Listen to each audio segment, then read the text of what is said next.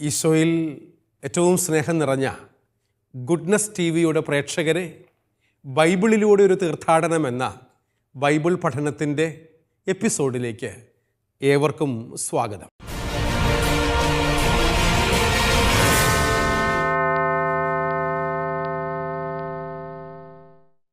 ഈ കഴിഞ്ഞ എപ്പിസോഡിൽ യോഹന്നാൻ്റെ സുവിശേഷം 19-ാം അധ്യായം 17 മുതൽ 37 വരെയുള്ള വചനഭാഗത്തെ കർത്താവിൻ്റെ ക്രൂശീകരണവുമായി ബന്ധപ്പെട്ട് 5 രംഗങ്ങളായി തരം തിരിച്ചുകൊണ്ട് നമ്മൾ പഠനം ആരംഭിച്ചു കഴിഞ്ഞു. അതിലൊന്നാം രംഗത്തിൻ്റെ പഠനം നമ്മൾ അവസാനിപ്പിച്ചു. ഈ എപ്പിസോഡിൽ 2-ാം രംഗത്തിൻ്റെ പഠനത്തിലേക്ക് നമ്മൾ പ്രവേശിക്കുകയാണ്.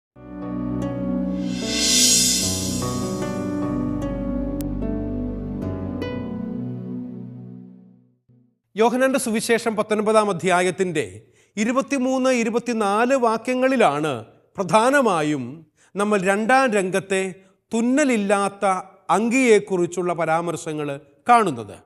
ആ വചനഭാഗം ഞാൻ ആദ്യം നിങ്ങളെ ഒന്ന് വായിച്ചു കേൾപ്പിക്കാം. അതിനുശേഷം നമുക്കതിൻ്റെ വ്യാഖ്യാനത്തിലേക്ക് കടക്കാം. 23-24 വാക്യങ്ങൾ. പടയാളികൾ യേശുവിനെ ക്രൂശിച്ച ശേഷം അവൻ്റെ വസ്ത്രങ്ങൾ 4 ഭാഗിച്ചു. ഓരോ പടയാളിക്കും ഓരോ ഭാഗം. അവൻ്റെ അങ്കിയും അവർ എടുത്തു. അതാകട്ടെ തുന്നലില്ലാതെ മുകൾ മുതൽ അടിവരെ നെയ്തുണ്ടാക്കിയതായിരുന്നു. ആകയാൽ അവർ പരസ്പരം പറഞ്ഞു, നമുക്കത് കീറണ്ട, പകരം അത് ആരുടേതായിരിക്കാമെന്ന് കുറിയിട്ട് തീരുമാനിക്കാം. എൻ്റെ വസ്ത്രങ്ങൾ അവർ ഭാഗിച്ചെടുത്തു, എൻ്റെ അങ്കിക്കു വേണ്ടി അവർ കുറിയിട്ടു എന്ന തിരുവെഴുത്ത് പൂർത്തിയാകാൻ വേണ്ടിയാണ് പടയാളികൾ ഇപ്രകാരം ചെയ്തത്. നമ്മുടെ കർത്താവായ മിശിഹായിക്ക് സ്തുതി.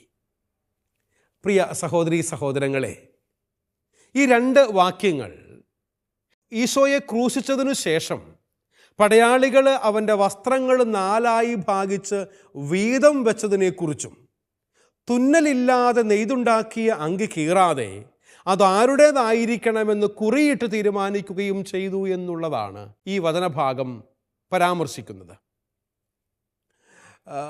23-ാമത്തെ വാക്യത്തിൽ നമ്മൾ വായിച്ചതും അതുതന്നെയാണ്. പടയാളികൾ ഈശോയെ ക്രൂശിച്ചതിനു ശേഷം അവൻ്റെ വസ്ത്രങ്ങൾ 4 ഭാഗിച്ചു. 4 പേർക്ക് എടുക്കാൻ വേണ്ടിയിട്ടായിരിക്കും കേട്ടോ ഒരുപക്ഷെ അതിനെ ഭാഗിച്ചത്. എന്നിട്ട് അവൻ്റെ അങ്കിയും അവരെടുത്തു. അവൻ അണിഞ്ഞിരുന്ന മേലങ്കിയും അവരെടുത്തു. അതാകട്ടെ തുന്നലില്ലാതെ മുകൾ മുതൽ അടിവരെ നെയ്തുണ്ടാക്കിയ പ്രത്യേകതയുള്ള ഒരു അങ്കി ആയിരുന്നു എന്ന കാരണത്താലാണ് അത് മുറിക്കണ്ട, അത് ആർക്ക് ലഭിക്കണം, മുഴുവനായും ഒരാൾക്ക് കിട്ടാൻ വേണ്ടിയിട്ട് കുറിയിടാമെന്ന് അവർ പരസ്പരം പറയുന്നത്.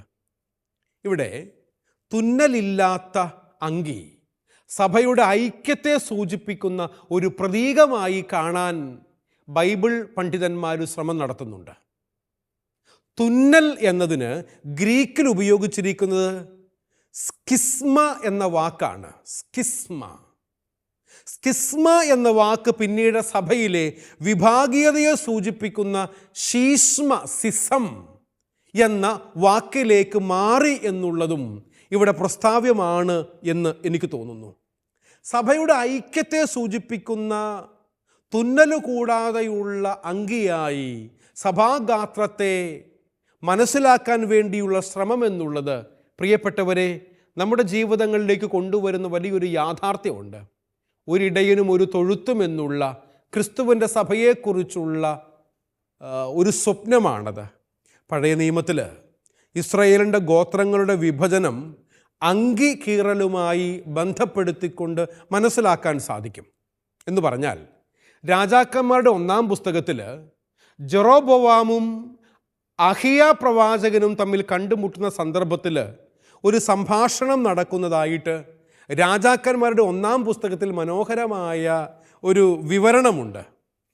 ആ വിവരണം മനസ്സിലാകാൻ വേണ്ടിയിട്ട് നിങ്ങൾക്ക് വായിക്കാനും വേണ്ടി ഞാൻ സ്ക്രീനിൽ എഴുതിയിട്ടിട്ടുണ്ട് കേട്ടോ. രാജാക്കന്മാരുടെ 1-ാം പുസ്തകത്തിൻ്റെ 11-ാം അധ്യായം 29, 30, 31 വാക്യങ്ങളാണ്. അവിടെ നമ്മൾ ഇങ്ങനെയാണ് വായിക്കുന്നത്. ഒരു ദിവസം ജെറോബോവാം ജെറൂസലേമിലേക്ക് പോകവേ ഷീലോന്യനായ അഹിയ പ്രവാചകൻ അവനെ കണ്ടുമുട്ടി. അഹിയ ഒരു പുതിയ അങ്കി ധരിച്ചിരുന്നു. ആ വെളിമ്പ്രദേശത്ത് അവർ ഇരുവരും മാത്രമേ ഉണ്ടായിരുന്നുള്ളൂ. അഹിയ താൻ ധരിച്ചിരുന്ന പുതിയ അങ്കി എടുത്ത് 12 കഷ്ണങ്ങളായി കീറി അവൻ ജെറൊബോവാമിനോട് പറഞ്ഞു, 10 കഷ്ണം നീ എടുത്തുകൊള്ളുക. ഇസ്രായേലിൻ്റെ ദൈവമായ കർത്താവ് അരുളി ചെയ്യുന്നു, ഞാൻ സോളമൻ്റെ കയ്യിൽ നിന്ന് രാജ്യമെടുത്ത് 10 ഗോത്രങ്ങൾ നിനക്കു തരും. ഇത് പ്രവചനപരമായ ഒരു ആഖ്യാന ശൈലിയാണ്. അതുകൊണ്ടാണ് രാജാക്കന്മാരുടെ 1-ാം പുസ്തകത്തിൻ്റെ 11-ാം അധ്യായം 29 മുതൽ 31 വരെയുള്ള വാക്യങ്ങളിൽ അഹിയ പ്രവാചകനും ജെറൊബോവാമും തമ്മിലുള്ള ഒരു സംഭാഷണമായി ഒരു അങ്കിയെ, അവനിട്ടിരുന്ന അങ്കി എടുത്ത് അല്ലെങ്കിൽ ഊരി അത് 12 കഷ്ണങ്ങളാക്കിയതിനു ശേഷം അതിൽ 10 കഷ്ണങ്ങൾ ജെറൊബോവാമിൻ്റെ കയ്യിൽ കൊടുത്തുകൊണ്ട് അഹിയ പ്രവാചകൻ പറയുന്നത്, ഇസ്രായേലിനെ ഞാൻ 12ആയി വിഭജിക്കും, അതിൽ 10 ഞാൻ ഒരുമിച്ച് നിനക്ക് ഭരമേൽപ്പിച്ചു തരും.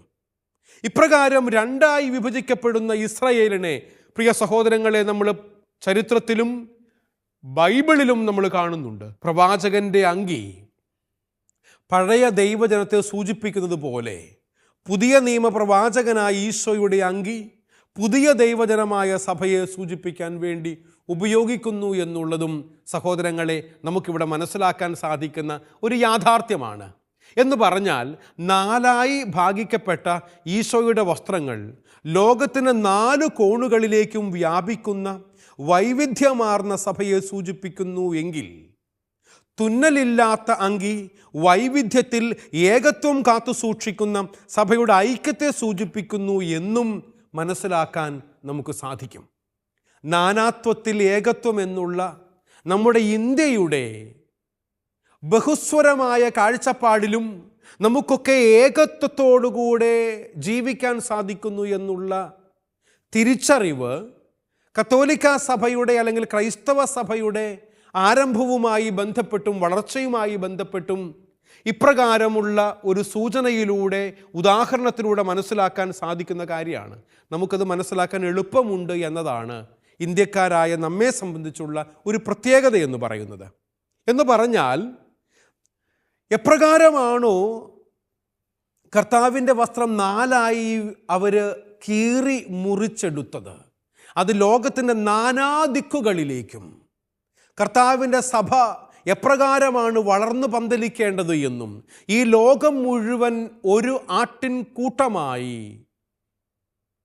പരിഗണിക്കപ്പെടേണ്ടതാണ് എന്നുള്ള ബോധ്യത്തിലേക്ക് വളർത്തുന്നു.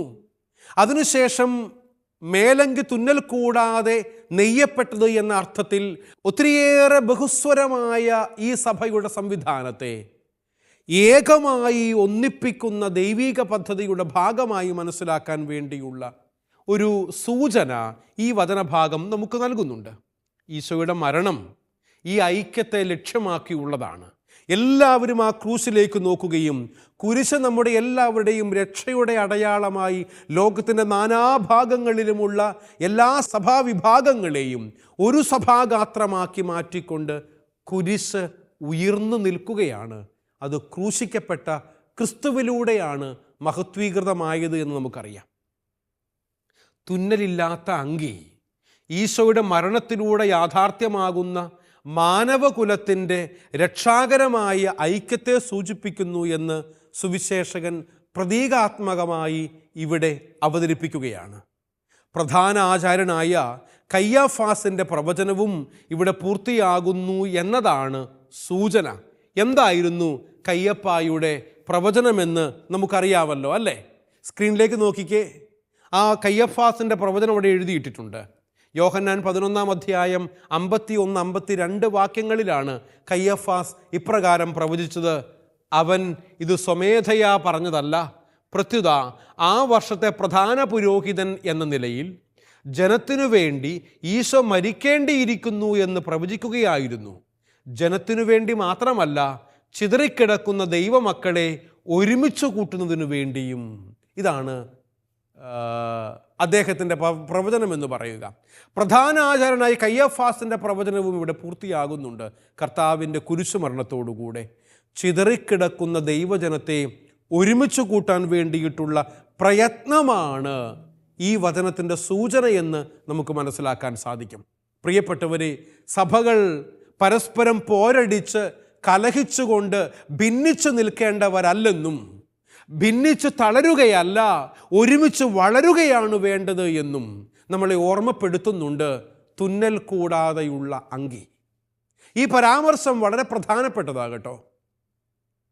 പാരമ്പര്യങ്ങളും തനിമയുമൊക്കെ പറഞ്ഞുകൊണ്ട് നമ്മൾ വ്യത്യസ്തതകളെ കണ്ടുപിടിക്കാൻ വേണ്ടി ശ്രമിക്കുമ്പോൾ ക്രിസ്തുവാകുന്ന ഏക കേന്ദ്രത്തിലേക്ക് നമ്മളെല്ലാവരും കണ്ണും നട്ട് രക്ഷയുടെ അടയാളമായ യേശു ക്രിസ്തുവിൻ്റെ കുരിശ് കേന്ദ്രമാക്കി നടക്കാൻ, തീർത്ഥാടനം ചെയ്യാൻ പരിശ്രമിക്കേണ്ടവരാണ് ഞാനും നിങ്ങളുമെന്ന് നമ്മളെ ഓർമ്മപ്പെടുത്തുന്നുണ്ട് ഈ വചനഭാഗം എന്നാണ് എനിക്ക് തോന്നുന്നത്.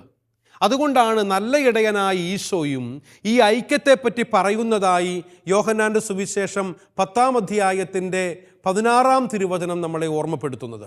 ആ വചനവും സ്ക്രീനിൽ നിങ്ങൾക്ക് കാണാനായി സാധിക്കും. യോഹന്നാൻ്റെ സുവിശേഷം 10-ാം അധ്യായം 16-ാം തിരുവചനം. വചനം ഇപ്രകാരമാണ് നമ്മെ ഓർമ്മപ്പെടുത്തുന്നത്: ഈ തൊഴുത്തിൽപ്പെടാത്ത മറ്റാടുകളും എനിക്കുണ്ട്, അവയെയും ഞാൻ കൊണ്ടുവരേണ്ടിയിരിക്കുന്നു.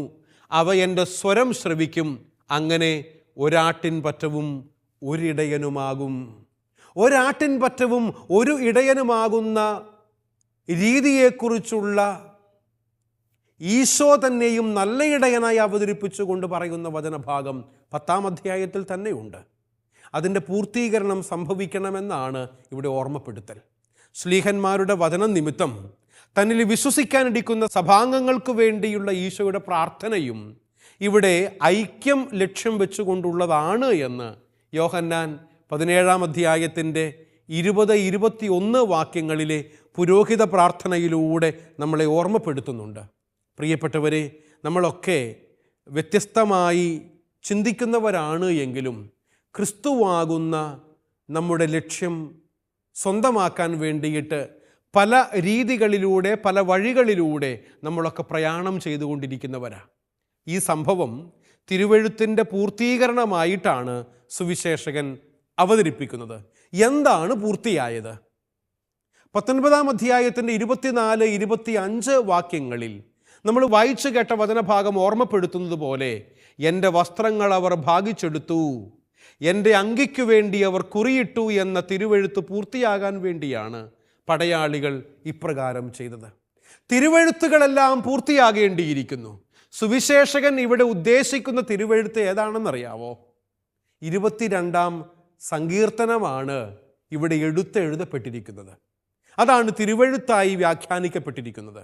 22-ാം സങ്കീർത്തനത്തിൽ എന്താ പറയുന്നേ? അവർ എൻ്റെ വസ്ത്രങ്ങൾ പങ്കിട്ടെടുക്കുന്നു, എൻ്റെ അങ്കിക്കായി അവർ നറുക്കിട്ടു എന്നുള്ള 22-ാം സങ്കീർത്തനത്തിൻ്റെ 18-ാം വാക്യവും, സങ്കീർത്തകൻ തൻ്റെ സഹനങ്ങളുടെ മധ്യേ ദൈവത്തിന് മുന്നിൽ അർപ്പിക്കുന്ന വ്യക്തിപരമായ വിലാപ സങ്കീർത്തനമായി 22-ാം സങ്കീർത്തനത്തെ ബൈബിൾ വ്യാഖ്യാതാക്കൾ നമുക്ക് മനസ്സിലാകാൻ പാകത്തിന് വ്യാഖ്യാനിക്കുന്നുണ്ട് എന്നുള്ളതും ഇവിടെ നമുക്ക് തിരിച്ചറിയാൻ സാധിക്കും.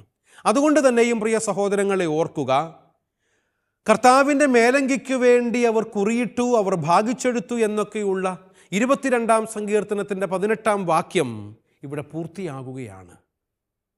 ഇപ്രകാരം ഈ സങ്കീർത്തനം ഈശോയുടെ പീഡാനുഭവ വിവരണത്തെ വളരെയധികം സ്വാധീനിച്ചിട്ടുള്ള ഒന്നാണ് എന്ന് നമുക്ക് മനസ്സിലാക്കാൻ സാധിക്കും. ഒരു വ്യക്തിയുടെ മരണത്തിനു ശേഷം കൊലയാളികൾ ആ വ്യക്തിയുടെ വസ്ത്രങ്ങൾ ഭാഗിച്ചെടുക്കുന്ന പതിവ് പാലസ്തീനായിൽ 2000 വർഷങ്ങൾക്ക് മുമ്പ് അവരുടെ സാംസ്കാരിക സാമൂഹിക പശ്ചാത്തലം മനസ്സിലാക്കുന്നവർക്ക് അറിയാൻ സാധിക്കും. സങ്കീർത്തകൻ തൻ്റെ മരണം ഉറപ്പായാൽ എന്നതുപോലെ ഒരു വിലാപം ദൈവ തിരുമുമ്പിൽ ഉയർത്തുകയാണ്. ഈ സങ്കീർത്തകൻ്റെ 2-ാം ഭാഗം സ്തുതിപ്പുകളായിട്ടാണ് നമ്മൾ കേൾക്കുന്നത്. തൻ്റെ വിലാപം കേൾക്കുമെന്നുള്ള ഉറപ്പാണ് സ്തുതിപ്പുകളിലേക്ക് കടക്കുവാൻ സങ്കീർത്തകനെ പ്രേരിപ്പിക്കുന്നത് എന്നതും പ്രസ്താവ്യമാണ്. ഈശോയുടെ പീഡാനുഭവവും തൻ്റെ പ്രാർത്ഥന കേൾക്കുമെന്നുള്ള ഉറപ്പോടെ ദൈവപിതാവിൻ്റെ സന്നിധിയിൽ സമർപ്പിച്ച ഒരു പ്രാർത്ഥനയായി നമുക്ക് മനസ്സിലാക്കാൻ സാധിക്കുമെന്നാണ് ഞാൻ കരുതുന്നത്. അതിനാൽ ഇവിടെ സുവിശേഷകൻ നൽകുന്ന മറ്റൊരു സൂചന എന്ന് പറയുന്നത് ഈശോയുടെ പുരോഹിതനടുത്ത ബലിയർപ്പണത്തെ സൂചിപ്പിക്കാൻ വേണ്ടിയിട്ട് അവൻ നടത്തുന്ന പ്രാർത്ഥനയായും നമുക്ക് മനസ്സിലാക്കാൻ സാധിക്കും. പുരോഹിതൻ്റെ വസ്ത്രങ്ങളെ പറ്റിയുള്ള പഴയ നിയമ വിവരണങ്ങളിൽ നീണ്ട അങ്കിയെക്കുറിച്ചുള്ള പരാമർശവും ഉണ്ട് എന്നുള്ളത് പ്രിയപ്പെട്ടവരെ നിങ്ങളുടെ ഓർമ്മയിലേക്ക് ഞാൻ കൊണ്ടുവരികയാണ്. പഴയ നിയമത്തിൽ പ്രധാനമായും പുറപ്പാടിൻ്റെ പുസ്തകത്തിലും അതുപോലെ ലേവ്യരുടെ പുസ്തകത്തിലുമാണ് പുരോഹിത വസ്ത്രങ്ങളെക്കുറിച്ചുള്ള പരാമർശങ്ങൾ നമ്മൾ കാണുന്നത്. സ്ക്രീനിൽ ആ 2 വാക്യങ്ങൾ ഞാൻ എഴുതിയിട്ടിട്ടുണ്ട്. പുറപ്പാടിൻ്റെ പുസ്തകം 28:4 39:27 തുടർന്ന് ലേവ്യരുടെ പുസ്തകം 16:4 പുരോഹിതന്മാർ ധരിക്കുന്ന നീണ്ട അങ്കിയെക്കുറിച്ചുള്ള പരാമർശങ്ങൾ ഉണ്ട് എന്നുള്ളത് ഇവിടെ നമുക്ക് ഓർത്തെടുക്കാൻ പറ്റുന്ന ഒരു കാര്യമാണ്. എന്താ കാരണം എന്നറിയാവോ? ഈശോയുടെ ബലിയർപ്പണം ദൈവഹിതപ്രകാരമുള്ള അവിടുത്തെ ജീവിതം, അവിടുത്തെ ശരീരമാകുന്നു എന്നുള്ള ഹെബ്രായ ലേഖനത്തിലെ 10-ാം അധ്യായം 5 മുതൽ 10 വരെയുള്ള വാക്യങ്ങളും നമുക്കിവിടെ ഓർമ്മപ്പെടുത്തുന്ന വചനഭാഗമായി കണക്കിലാക്കാൻ സാധിക്കുന്നു എന്നാണ് എനിക്ക് തോന്നുന്നത്. അതുകൊണ്ട് തന്നെയും പുരോഹിതനടുത്ത അവിടുത്തെ ബലിയർപ്പണത്തിലൂടെയാണ് പാപത്തിൻ്റെ ഫലമായി ചിതറിക്കപ്പെട്ട ദൈവസ്നേഹത്തിൽ നിന്നും സഹോദര സ്നേഹത്തിൽ നിന്നും അകറ്റപ്പെട്ട ദൈവമക്കൾ വീണ്ടും സ്നേഹത്തിൽ ഒന്നിക്കപ്പെടുന്നതായി യോഹന്നാൻ സുവിശേഷകൻ നമ്മളെ ഓർമ്മപ്പെടുത്തുന്നത്. സ്നേഹത്തിലാണ് നമ്മളെല്ലാവരും ഒന്നിക്കപ്പെടേണ്ടത്. അത് ദൈവസ്നേഹത്തിൻ്റെ നിറഞ്ഞു കവിയലായ പരസ്നേഹത്തിലൂടെയാണ് ഞാനും നിങ്ങളും ദൈവത്തിങ്കലേക്ക് അടുക്കേണ്ടത് എന്ന് നമ്മളെ ഓർമ്മപ്പെടുത്തുന്നുണ്ട് ഈ തിരുവചന ഭാഗമെന്ന് ഞാൻ നിങ്ങളെ ഓർമ്മപ്പെടുത്തട്ടെ. അതുകൊണ്ട് തന്നെയും നമ്മൾ 2-ാമത്തെ രംഗം അവസാനിപ്പിച്ച് 3-ാം രംഗത്തിലേക്ക് പ്രവേശിക്കുകയാണ്. അവിടെ കർത്താവിൻ്റെ വത്സല മാതാവും വത്സല ശിഷ്യനും കുരിശിൻ താഴെ നിൽക്കുമ്പോഴുണ്ടാകുന്ന കർത്താവിൻ്റെ സംഭാഷണത്തെയാണ് നമ്മൾ കാണാൻ ശ്രമിക്കുന്നത്. യോഹന്നാൻ്റെ സുവിശേഷം 19-ാം അധ്യായത്തിൽ തന്നെ 25 മുതൽ 27 വരെയുള്ള വാക്യങ്ങളാണ് കുരിശിൽ 3-ാം രംഗമായി നമ്മൾ വ്യാഖ്യാനിക്കുന്ന വചനഭാഗം ഉൾക്കൊള്ളുന്നത്. ആ വചനഭാഗം നമുക്കൊന്ന് വായിച്ചു കേൾക്കാം. എല്ലാവരും ശ്രദ്ധിക്കുക. യോഹന്നാൻ 19, 25, 26, 27 വാക്യങ്ങൾ. യേശുവിൻ്റെ കുരിശിനരികെ അവൻ്റെ അമ്മയും അമ്മയുടെ സഹോദരിയും ക്ലോപ്പാസിൻ്റെ ഭാര്യ മറിയവും മഗ്ദലേന മറിയവും നിൽക്കുന്നുണ്ടായിരുന്നു. യേശു തൻ്റെ അമ്മയും താൻ സ്നേഹിച്ചിരുന്ന ശിഷ്യനും അടുത്തു നിൽക്കുന്നത് കണ്ട് അമ്മയോട് പറഞ്ഞു, സ്ത്രീയെ, ഇതാ നിൻ്റെ മകൻ. അനന്തരം അവൻ ആ ശിഷ്യനോട് പറഞ്ഞു, ഇതാ നിൻ്റെ അമ്മ. അപ്പോൾ മുതൽ ആ ശിഷ്യൻ അവളെ സ്വന്തമായി സ്വീകരിച്ചു. നമ്മുടെ കർത്താവായ മിശിഹായിക്ക് സ്തുതി. പ്രിയപ്പെട്ടവരെ, യോഹന്നാൻ്റെ സുവിശേഷം 25, 26, 27 വാക്യങ്ങളിൽ പരിശുദ്ധ കന്യാമറിയവും ഈശോ സ്നേഹിച്ച ശിഷ്യനും കുരിശിൻ താഴെ നിൽക്കുന്നത് കണ്ടിട്ട് ഈശോ പറയുന്ന വാക്കുകളാണ്. ഈശോ തൻ്റെ അമ്മയെയും താൻ സ്നേഹിച്ച ശിഷ്യനും അടുത്തു നിൽക്കുന്നത് കണ്ട് അമ്മയോട് പറയാണ്, സ്ത്രീയെ, ഇതാ നിൻ്റെ മകൻ. സ്ത്രീയെ, ഇതാ നിൻ്റെ മകൻ എന്ന് ഈശോ പറഞ്ഞത് മൊഴി അവൻ ആ ശിഷ്യനോട് പറയുന്നുണ്ട്, ഇതാ നിൻ്റെ അമ്മ. തുടർന്ന് വചനം നമ്മളെ ഓർമ്മപ്പെടുത്തണം, അപ്പോൾ മുതൽ ആ ശിഷ്യൻ അവളെ സ്വന്തം ഭവനത്തിൽ സ്വീകരിച്ചു. 26, 27 വാക്യങ്ങളാണിത്.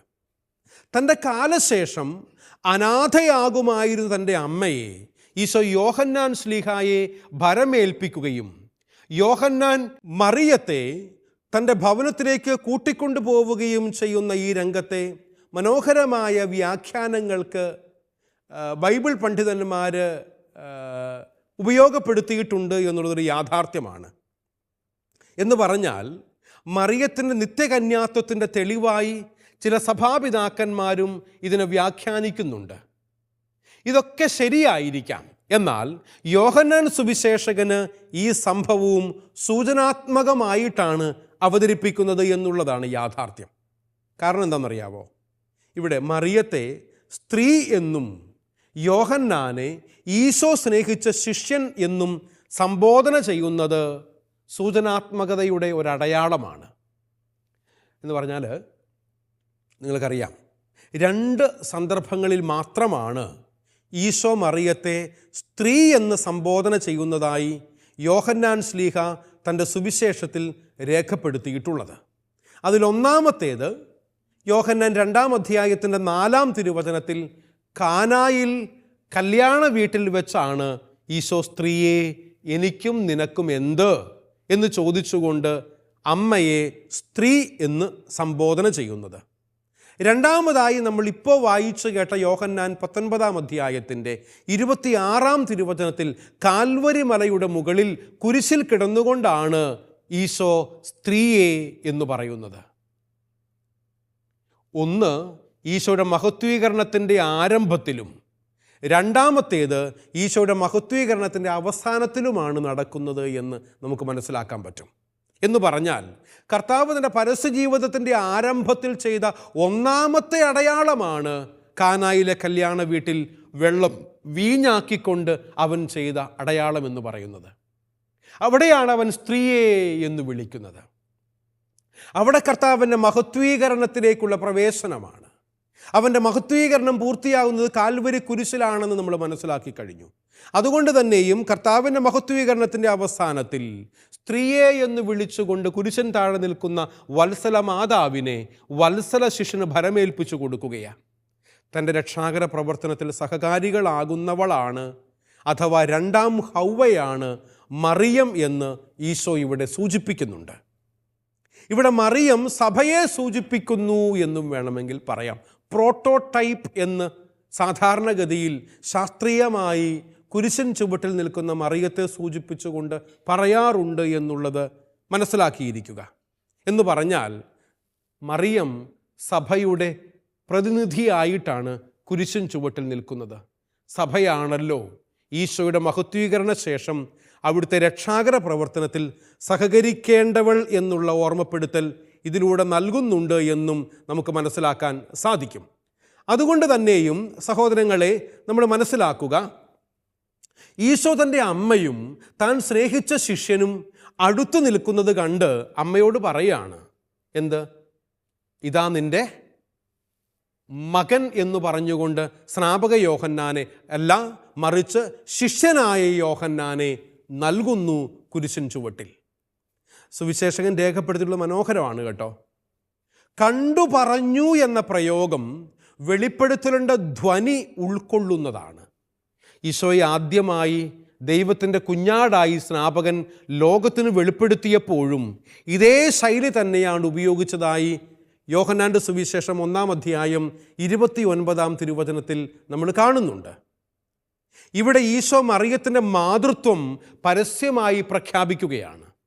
ഇത്രയും നാൾ തൻ്റെ മാത്രം അമ്മയായിരുന്ന മറിയത്തെ ഈ അവസരത്തിൽ തന്നിൽ വിശ്വസിക്കുന്നവർക്കെല്ലാവർക്കും അമ്മയായി ഈശോ നൽകുന്നു എന്നുള്ളതും വളരെ പ്രധാനപ്പെട്ട ഒരു കാര്യമാണ്. അതുകൊണ്ടാണ് ഈശോ നമ്മുടെ എല്ലാവരുടെയും അമ്മയായി തീർന്നതും. അവൻ തന്നെയും നമുക്ക് നൽകിയതാണ് അമ്മയെ.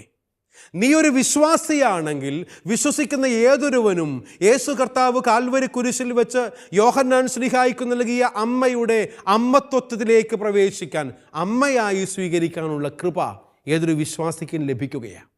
ഇവിടെ ഈശോ സ്നേഹിച്ച ശിഷ്യൻ ഈശോ സ്നേഹിക്കുന്ന എല്ലാ ശിഷ്യരുടെയും പ്രതിനിധിയായി നിലകൊള്ളുകയാണ്. ഈശോയിൽ വിശ്വസിക്കുന്ന ഓരോരുത്തരും ഈശോ സ്നേഹിക്കുന്ന ശിഷ്യനും ശിഷ്യയുമാണ് എന്ന് നമുക്ക് മനസ്സിലാക്കാൻ പറ്റും. അതുകൊണ്ട് സഭയെ വിശ്വാസികളുടെ അമ്മയായി ഈശോ ഇവിടെ പ്രഖ്യാപിക്കുന്നു എന്ന് വേണമെങ്കിൽ നമുക്കതിനെ വ്യാഖ്യാനിക്കാം, പറയാം എന്നാണ് എനിക്ക് തോന്നുന്നത്. അതോടൊപ്പം സഭയെയും വിശ്വാസികളുടെ അമ്മയായി ഈശോ ഇവിടെ നൽകുന്നുണ്ട്. സഭയും മറിയവും തമ്മിലുള്ള ബന്ധം മനസ്സിലാക്കുവാൻ വെളിപാട് പുസ്തകത്തിൻ്റെ 12-ാം അധ്യായം നമ്മളെ സഹായിക്കുമെന്നാണ് എനിക്ക് തോന്നുന്നത്. വെളിപാടിൻ്റെ 12-ാം അധ്യായത്തിൻ്റെ 1 മുതൽ 5 വരെയുള്ള വചനങ്ങളിൽ അതിൻ്റെ ആദ്യ ഭാഗം സഭയോടൊപ്പം മറിയത്തിൻ്റെ പ്രസവവേദനയെ ഉയർത്തിക്കാട്ടുന്നതായി നമുക്ക് മനസ്സിലാക്കാൻ സാധിക്കുന്നുവെങ്കിൽ, രണ്ടാം ഭാഗമായ വെളിപാട് പുസ്തകം 12-ന്റെ 6 മുതൽ 18 വരെയുള്ള വചനങ്ങൾ മറിയത്തോടൊപ്പം സഭയുടെ പ്രസവവേദനയെ ഉയർത്തിക്കാട്ടുന്നതായും നമുക്ക് മനസ്സിലാക്കാൻ സാധിക്കും.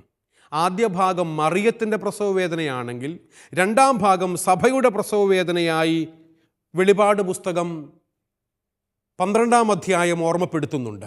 ഈശോയ്ക്ക് ജന്മം നൽകി ഈശോയെ ദൈവപിതാവിൻ്റെ ഹിതമനുസരിച്ച് വളർത്തിയ അമ്മയാണ് മറിയം.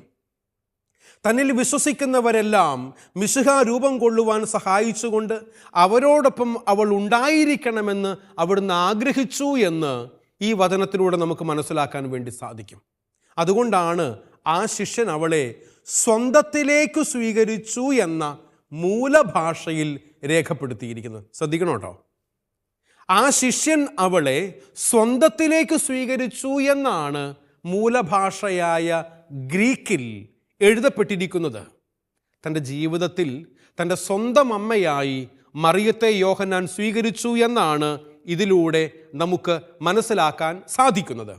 അതുകൊണ്ട് തന്നെയും പ്രിയ സഹോദരങ്ങളെ, ഈശോ കുരിശിൽ നിന്നുകൊണ്ട് തൻ്റെ വത്സല മാതാവായ അമ്മയെ ഈ ലോകം മുഴുവനുമുള്ള സകല വിശ്വാസികൾക്കും അമ്മയായി നൽകിക്കൊണ്ടാണ് യോഹന്നാനോട് പറയുന്നത്, ഇതാ നിന്റെ അമ്മ എന്ന്. പരിശുദ്ധ കന്യകാമറിയത്തെ അമ്മയായി സ്വീകരിക്കാൻ വിശ്വാസിയാകുക എന്നുള്ളതാണ് കണ്ടീഷൻ, പ്രീ റെക്വിസിറ്റ് എന്ന് പറയുന്നത്. അതുകൊണ്ട് തന്നെയും യേശു കർത്താവ് നമ്മുടെ സ്വന്തം നാഥനായി ദൈവമായി കൂടെയുള്ളതുപോലെ തന്നെയും പരിശുദ്ധ കന്യകാമറിയം നമുക്കൊക്കെ അമ്മയായി നൽകിയിട്ടാണ് കർത്താവ് കുരിശുമരണത്തിന് ശേഷം ഉത്ഥാനം ചെയ്തതും സ്വർഗാരോഹിതനായതും. അതുകൊണ്ട് പരിശുദ്ധ കന്യകാമറിയത്തെ ദൈവവചനത്തിൻ്റെ അടിസ്ഥാനത്തിൽ വിശ്വസിക്കുന്ന എല്ലാവർക്കും അമ്മയായി സ്വീകരിക്കാം. അമ്മേ മാതാവേ, ഞങ്ങൾക്ക് വേണ്ടി ദൈവപുത്രനോട് മധ്യസ്ഥം വഹിക്കണമേ എന്ന് നമുക്കും പ്രാർത്ഥിക്കാം. അനുഗ്രഹം ഉണ്ടാകട്ടെ.